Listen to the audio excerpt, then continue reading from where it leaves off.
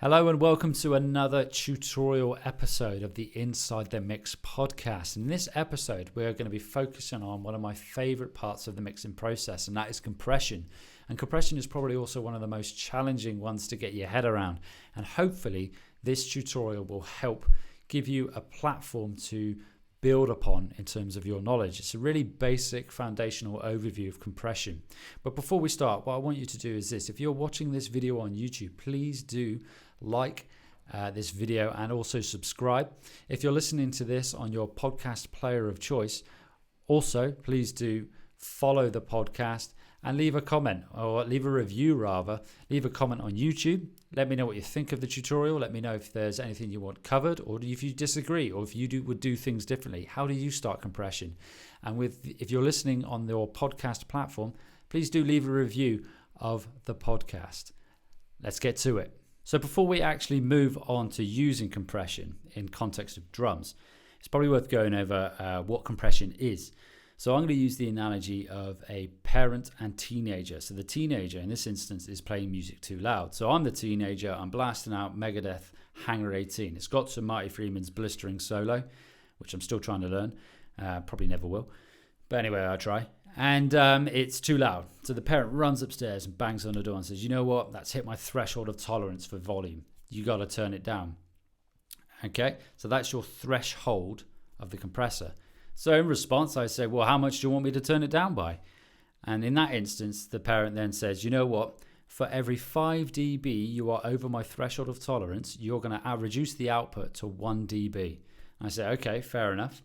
So in that instance, for example, if I then have an output of 10 dB over the threshold of tolerance of the parent, it's going to be reduced to 2 dB because it's 5-to-1 compression. So when I turn it down, how fast I turn it down when my parent says you got to turn it down is the attack. So the attack is how fast I'm going to turn the music down.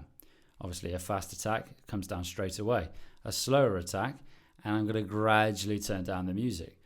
So when it comes to the release, so the release can be seen as the time it takes for me to then turn it back up to where it was in response to my parent leaving the room. Obviously a fast release means that I'll turn it straight back up again, and a slow release means that it's going to probably take a bit of time, but it will eventually get to that release. So another thing to be wary of as well is what's called the knee. So you've got a hard knee, you've got a soft knee, and there's a bit in between as well, but we're not going to go into too much detail on that. So a hard knee would be me turning it down straight away. So imagine I've got the volume knob and I'm just immediately turning it down. A soft knee would be with me with the volume knob and just gradually turning it down. So that is compression in a nutshell. And I hope that analogy helps you to understand or cement your understanding of compression. So what I'm going to now show you is how I would go about configuring a compressor. So I'm in Logic Pro, and I am using the Studio FET compressor, and it comes with a Logic Pro. I'm using an FET because it's a transistor compressor and it's got a very fast attack time. And that's what I want because I've got a kick drum sample. So I want a nice fast attack. So the way I would set a compressor is, and you can use this for any type of audio, and it's a really good starting point, is this. I'm going to set the attack all the way slow. I'm going to set the release all the way fast. Now, if you're using Logic and this particular compressor, make sure auto release is off and auto gain is off as well. I'm going to pump the ratio all the way up, and I'm going to bring the threshold all the way down. Okay, so if I play the audio, bring down the compressor. So the threshold set at -50, and I've got gain reduction of about 7 dB. It's minus 7 dB. So what I'm going to do now is I'm going to push the makeup gain so it's nice and audible. Okay, I don't want it to distort. So those are my initial settings. Obviously that is not going to be the final thing. So with this particular one here, I don't want the attack to squash the transient. So I don't want a fast attack time. I want that hit of the kick drum to come through. So the way I do this is like this. I'm going to play the track, or rather play the drum. And I'm going to slowly bring in the attack to make it faster. And as soon as it starts to dull the sound of the kick drum, I'm going to stop. So that's probably overdone it, but you can hear it's dulled the kick drum. So I'm going to dial it back a bit. Okay, so that's my attack. So get it to the point whereby it is dulling the sound and then just pull it back a bit. And that's letting that transient through. So I'm going to do something similar with the release. So I've got the release set as super fast, well, all the way fast, super fast. And I'm going to slowly increase the release until it does the same again. So the sound is dull. There we go. And bring it back. So it's a pretty fast release, to be honest. And I'll stop it there. So now what I'm going to do is I'm going to change the ratio, and I'm going to start here with 4:1. And obviously you can play around with this depending on what sound you want to get from this ultimately. Are you just aiming for a nice smooth compression, or are you trying to catch peaks? So then I'm going to start it at 4:1. Let's play that. And then I'm going to bring down the gain. Let's put that at 0 for now.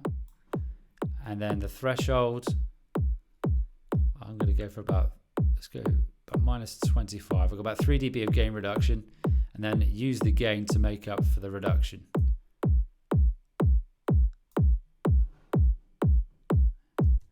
Okay, and that is how I would initially set a compressor. So that's a really, really good starting point, and then you can go from there and do what you need to do. So let's just play it without the compressor.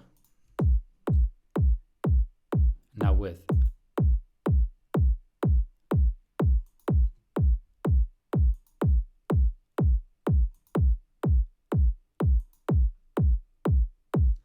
So hopefully you can hear the difference there. With that particular sample, the dynamic range isn't that varied, to be honest, and I could have used a better example.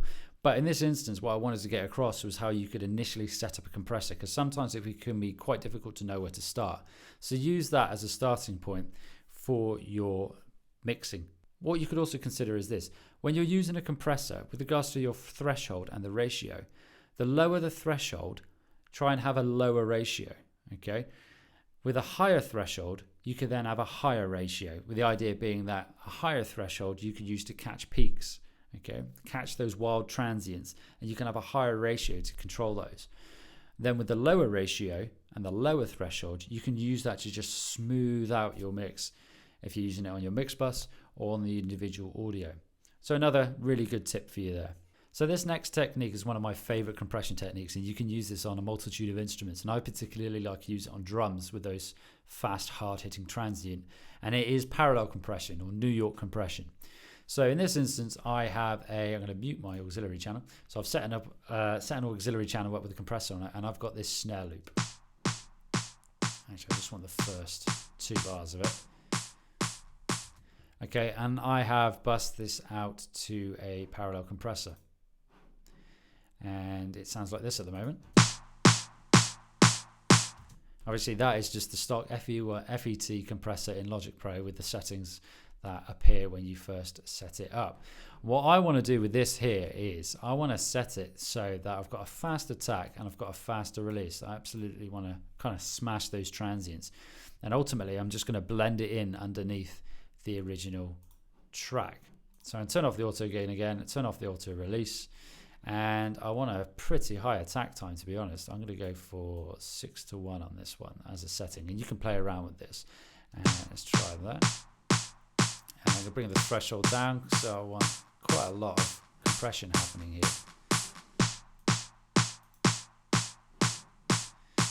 And then my makeup gain to compensate for the gain reduction.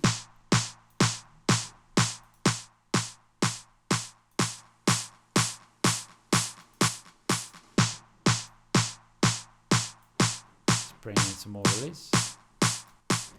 Okay, so what I'm going to do now is I'm going to bring the fader all the way down for the snare, and then I'm going to slowly blend in the compressed signal with the dry signal.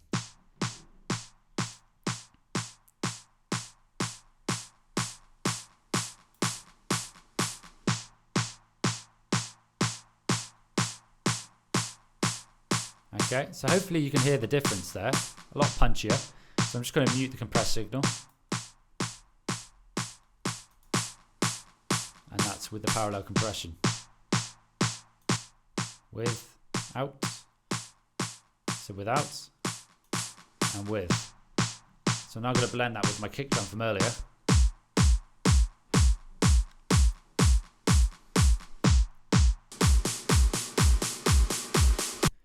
So I'm now going to blend that with my kick drum from earlier.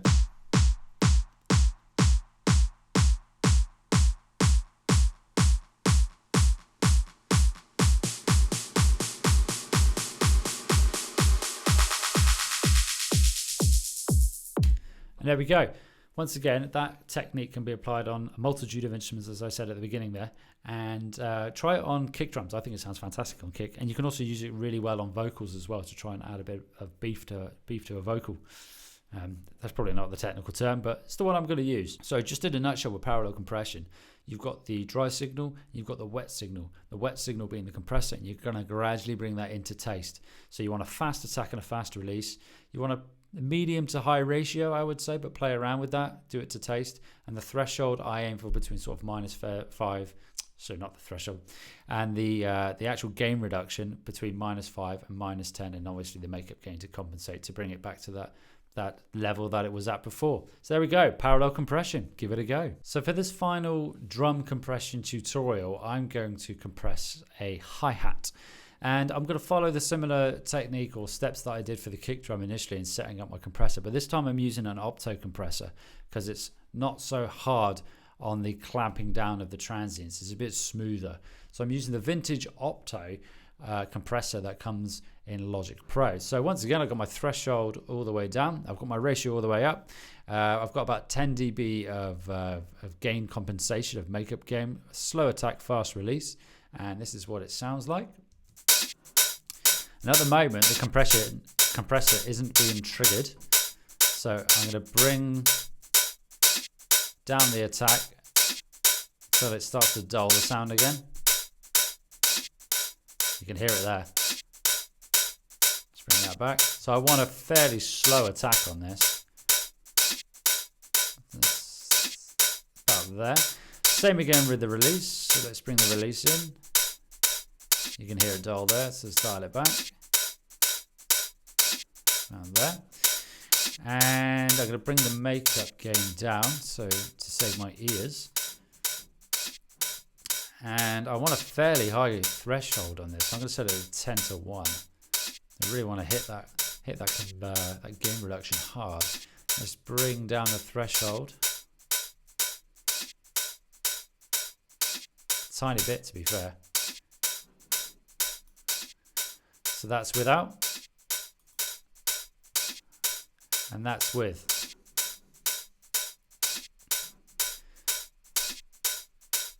Bring down that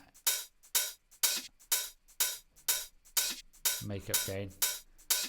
So with, without, with,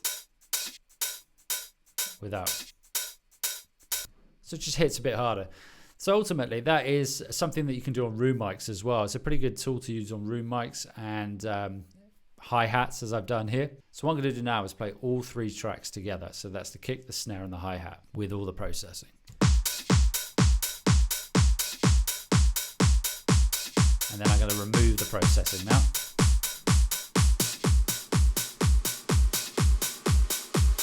So that's with no processing whatsoever. And this is with.